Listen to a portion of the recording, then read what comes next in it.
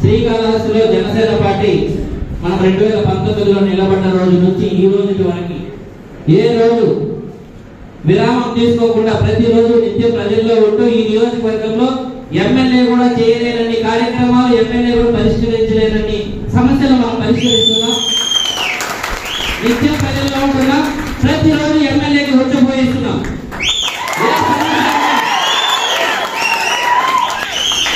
నేను ఎవడో మాట్లాడాడంట, ఏమన్నాడు?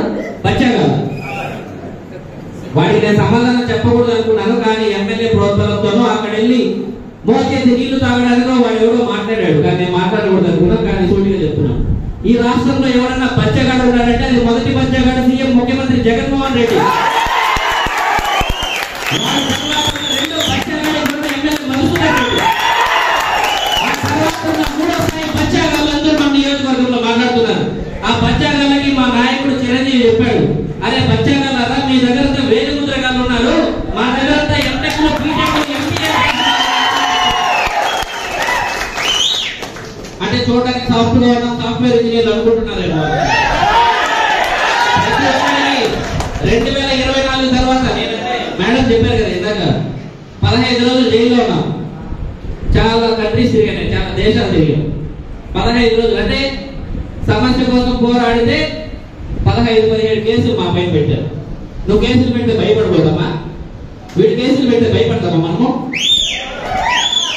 దీంతో సమానం అనుకుంటా. 2 కేసులు పెట్టావు తగ్గామా? 5 పెట్టావు, 10 పెట్టావు తగ్గామా? 15 పెట్టాడు ఈ ఎమ్మెల్యే. దీంతో సమానం అనుకున్నాం. జైలు పంపించాడు లాస్ట్కి, వెంటబడి మా మామగారి పైన కేసు పెట్టారు, అత్తగారి పైన కేసు పెట్టారు, ఇంట్లో అందరి పైన కేసులు పెట్టారు. తగ్గామా? మీలాంటి బచ్చాలు తగ్గుతారా? బచ్చా మేము తగ్గం. రాయలసీమ పౌరుషమే, రాయలసీమలో పుట్టాం, చిత్తూరులో పుట్టాం, మా ఒంట్లో పారేది కూడా రక్తమే. పౌరుషం మాకు ఉంది. చాలా మంది లీడర్ని శ్రీకాళహస్తిలో చూశారు, ఇల్లు చాలా మందిని పారిపోయడం చేశారు. మమ్మల్ని మాత్రం మన ఎవరిని జనసేన వాళ్ళని ఒక ఇంచి కూడా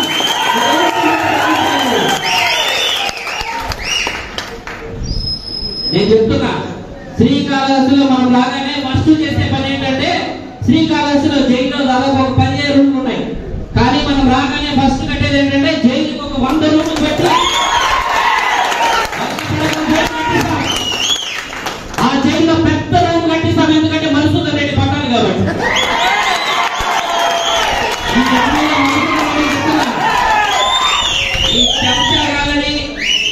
నీకు జాగ్రత్త చేసే వాళ్ళని పెట్టి సోషల్ మీడియాలో మాట్లాడించడం, వీడియోలని పిఆర్ఓని పంపించి వీడియో తీసి పెట్టడం కాదు.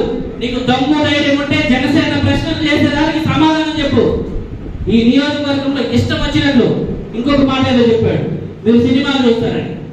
దానికి మా చిరంజీవి చెప్పాడు, ఏమేమి సినిమాలు చూశారు? మేము చాలా సినిమాలు చూసాం ఈ 4.5 సంవత్సరంలో.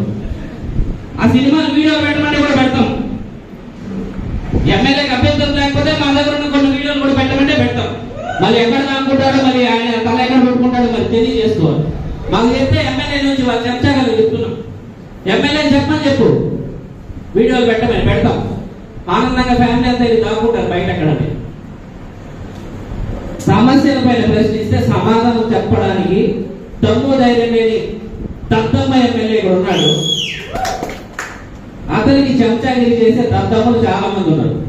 అంటే అది వాళ్ళ పరిస్థితులు. అక్కడ వెళ్ళి ఆయన భజన చేస్తే ఏదో చిన్న అంటే మన పేదవాళ్ళకి ఇచ్చిన ఫ్లాట్లు కబ్జా చేసుకోవాలని ఒక్కొక్క కార్యకర్తకి కొన్ని 10 సంఖ్యలో ఒక ఫ్లాట్లు, నీకో 10 పేదవాళ్ళకి ఇచ్చిన ఫ్లాట్లని కబ్జాలు చేసి విచ్చలవిడిగా. నేను చూసిన సినిమాలు ఏంటి? ఇసుక దోపిడీ, విచ్చలవిడిగా ఇసుక దోచేసుకొని రోజుకి 50 లక్షలు చొప్పున కోట్లు దండుకున్నాడు. అదొక సినిమా. రేణిగుంట మండలంలో 100 కోట్ల విలువ చేసే భూములు కబ్జా చేసి భూపకాసురుడు లాగా ఈ ఎమ్మెల్యే దోచుకుంటే అదొక సినిమా. చింతేపల్లిలో ఈసీఎల్ ఫ్యాక్టరీతో గుమ్మకై వాళ్ళ దగ్గర డబ్బులు తీసేసుకొని 14 గ్రామాలు ఎస్సీ గ్రామాలకు సంబంధించిన రోడ్లు కబ్జా చేసేసి ప్రైవేట్ ఫ్యాక్టరీకి ఇచ్చేస్తే అక్కడ కూడా మేము సినిమా చూసాం. ఆ ప్రజల కష్టాల సినిమా చూసాం. దాదాపు 5 సంవత్సరాల్లో చాలా గ్రామాలు 80% గ్రామాలు డోర్ టు డోర్ తిరిగాం. ఈ ఎమ్మెల్యేకి దమ్ము ధైర్యం ఉంటే ఆ చెంచాలని చెప్పమంటున్నాం. ఎన్ని గ్రామాల్లో ఈ ఎమ్మెల్యే లైట్ వేశాడు, ఎన్ని గ్రామాల్లో తాగడానికి నీళ్ళు ఇచ్చాడు, ఎన్ని గ్రామాల్లో రోడ్ చేశాడు, ఎంతమందికి ఉపాధి కల్పించాడు చెప్పే దమ్ముందా ఈ చెంచాగాలకి? ఒక్కడికి ఆ ఎమ్మెల్యేకి దమ్ముందా? వాడు బచ్చాగాడు, సమాధానం చెప్పలేడు బచ్చాగాడు.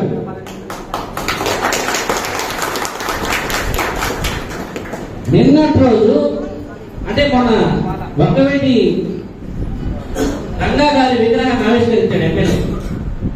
అది వంగవేటి రంగా గారి విగ్రహ ఆవిష్కరణ లేకపోతే ఎమ్మెల్యేకి చిడతలు కొట్టే కార్యక్రమం మనకు తెలియలేదు. చాలా మంది వెళ్ళి ఆయన చిడతలు కొట్టి ఆయన ఇచ్చే ముస్లిం మనం తీసుకుని వచ్చారేమో మనకు తెలియదు.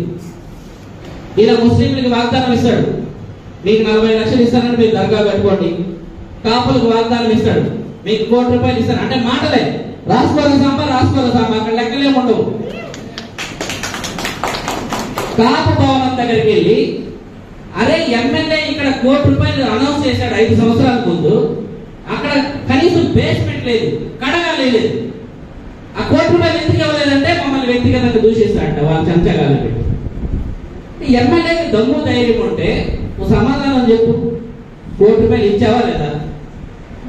ఇచ్చానంటే ఇచ్చానని చెప్పు. వాళ్ళు ఇస్తే ఎవరైనా తినేశారా? వాళ్ళ కింద ఉన్న వాళ్ళు వాగ్దానాలు ఇవ్వద్దు.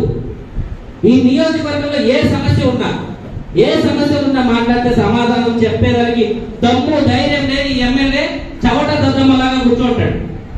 ఈ ఎమ్మెల్యే కూడా చెప్తున్నాం, 2024లో శ్రీకాళహస్తిలో జనసేన పార్టీ గెలుస్తుంది. రాష్ట్రంలో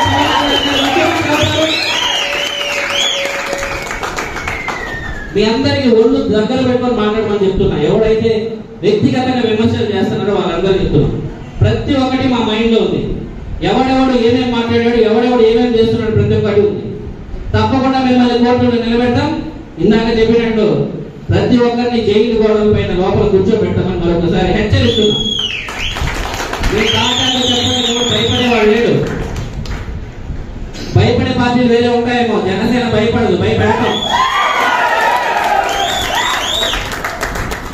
మీ ఎమ్మెల్యే భయపడి రోజు తాగేసి ఎక్కడెక్కడ పడుకుంటున్నాడు చూడండి. రూమ్ వేసుకున్నది తాగుతాడంట కదా వీడియోలు చూసి. నన్ను మరి ఇంత తిట్టేస్తున్నారు డైరెక్ట్ గా, వీళ్ళు ఎవరు చెప్పేస్తున్నారు అన్ని నిజాలు. అవన్నీ చెప్పాలంటే చెప్తాం, మాకేం అభ్యంతరాలు లేవు. ఆత్మహత్యలు ఎన్నో జరిగాయి శ్రీకాళహస్తిలో ఈ 4.5 సంవత్సరాల్లో. హత్యని ఆత్మహత్యలుగా మార్చి చిత్రీకరిస్తూ పాపం గడుపుకుంటున్నారు. ప్రతి ఒక్కరికి చెప్తున్నాం, బాధితులు ఎవరైనా జనసేన పార్టీ తలుపులు ఎప్పుడు తెచ్చే ఉంటాయి న్యాయం కోసం.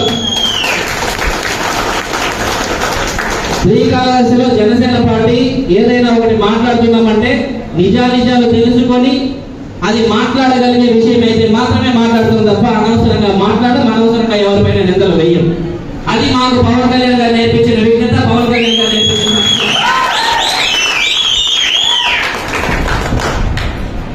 మేమేదో శవ రాజకీయాలు చేయాలనో పబ్లిసిటీ రాజకీయాలు చేయాలనో కాదు.